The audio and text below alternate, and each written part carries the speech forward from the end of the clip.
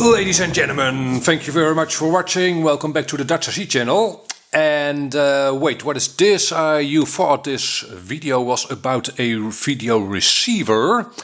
And this looks more like a set of goggles. Yeah, this is, as you probably know, the V2 Pro goggle from Quanum. And I already had a normal V2 and I wanted to keep that one functional. So that is why I got me this new Diversity receiver from Quanum as well. I could have gone with the normal autoscan receiver. Those were out of stock though. So and this one is quite a bit more expensive. It's basically two receivers, right? So it makes sense that it's a bit more expensive. But yeah, it's a nice opportunity to try it out, partly for you, of course. Now, before I go into the specs and options of this receiver, I should point out that I've used it a few times already. And I was struck by how much better my reception was with this Diversity receiver. Far better, less snowy. I haven't really tried out the range, but the reception itself was far better. Really unexpected, really. And as you can see, I've got one of the rubber ducky antennas on it and a circular wireless. But this setup worked out pretty well. Now, I went back and contacted Hobby King to ask why, or if they had any explanation on why this receiver works so much better.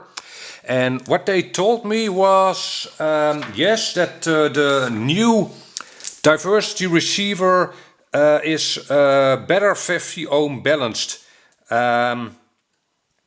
The previous autoscan receiver is not as precise.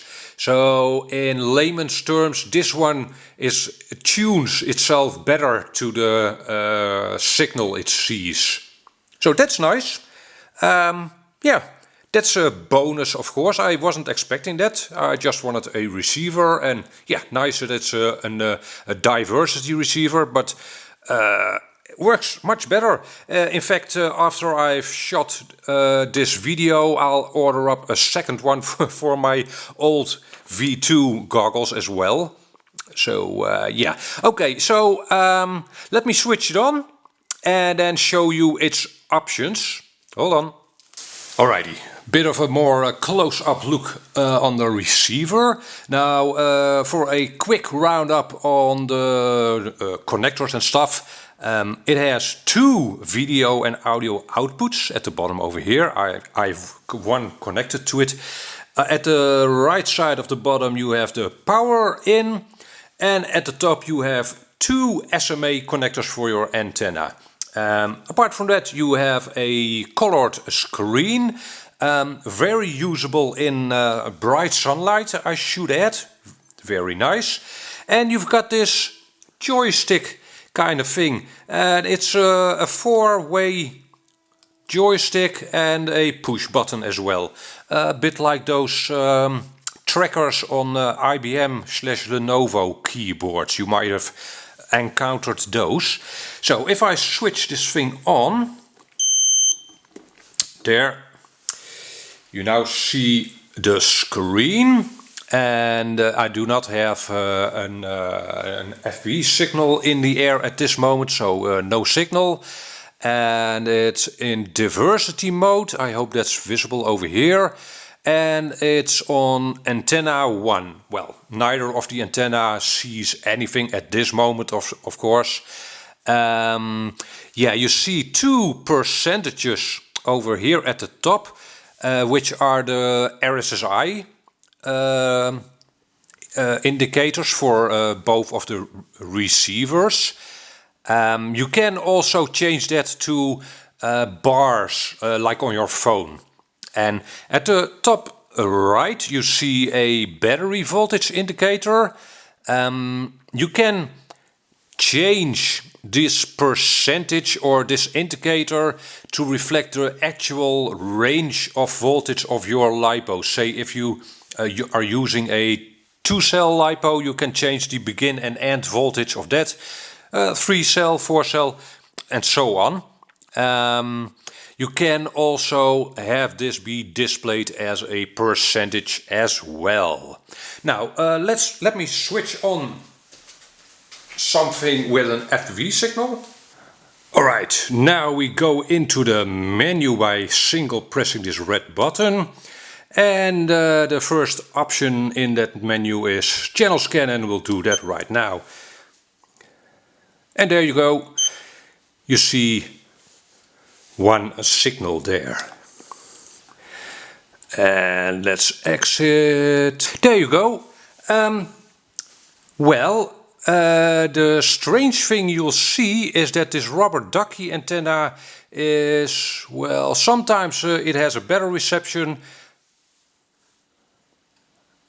Sometimes not. It depends a little on where my hand is. The quadcopter I have set up is to my left. Okay, but it's at least nice, of course, that you can see both RSSI indicators.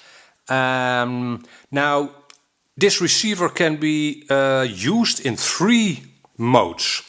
At this moment I'm using it in diversity mode, so whichever receiver picks up the best signal it'll switch to. The second option you have is use it as 2 separate receivers.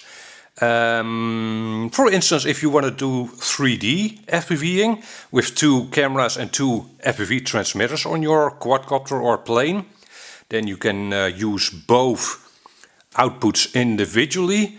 And the third mode is where you'll be using one of the one of the receivers, and the second receiver will only be used to do a running graph, sort of like an oscilloscope. Let's see, Spectrum Analyser rather. And I'm in that mode now. Now it'll continually update this graph over here. Okay, I don't really want to be using that.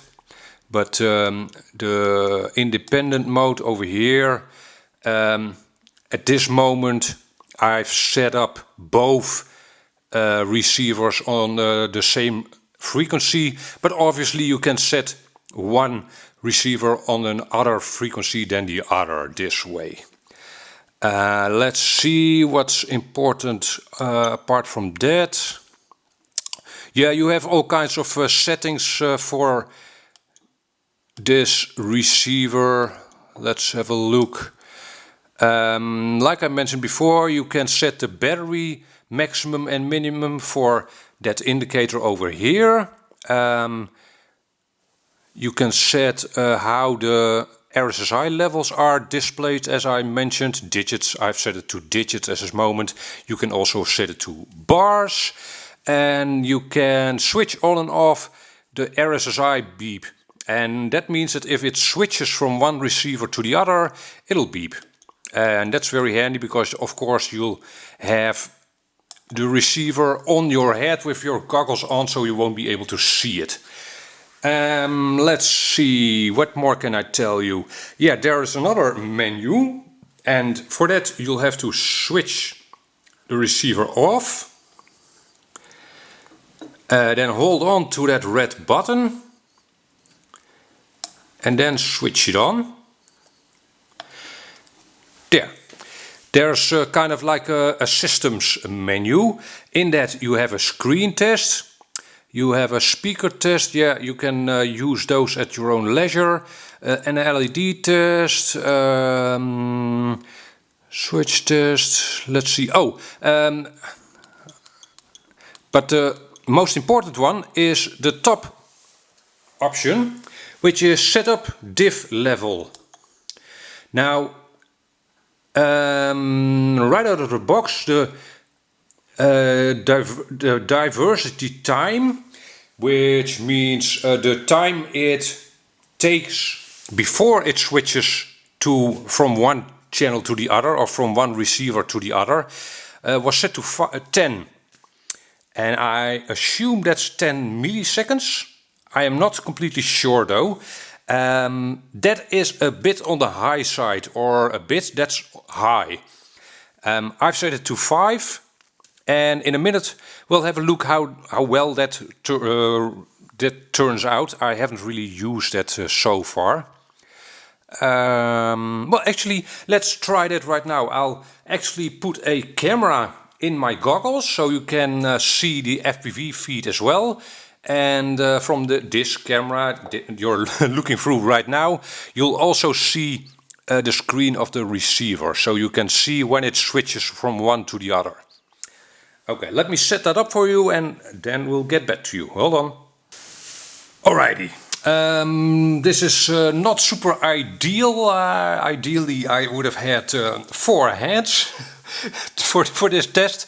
But I've got my FPV quad set up again, and actually we have 100% reception on both channels at this moment. Let's try and get a less perfect signal on this one over here. Still 100%. Now, no antenna on this receiver, and the rubber ducky on the right one. It is still using the one without an antenna, but if I do a little walking around with my quadcopter, it should switch to the second receiver. So let's see if that actually happens.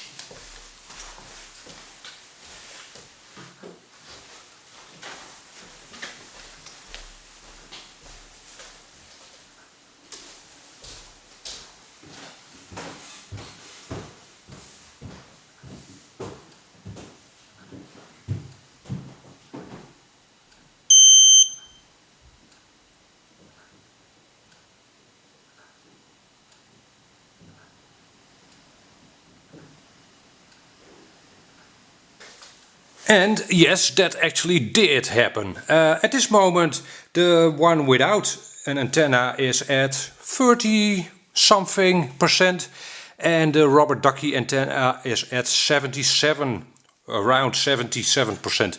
So let's put the antenna back on that first receiver. Okay, and now, yeah, the rubber ducky antenna is still slightly better now and again, which is a bit weird. Well, it's actually not weird, but okay, I'm gonna take the quadcopter up one level in my house and see what happens then. Here we go.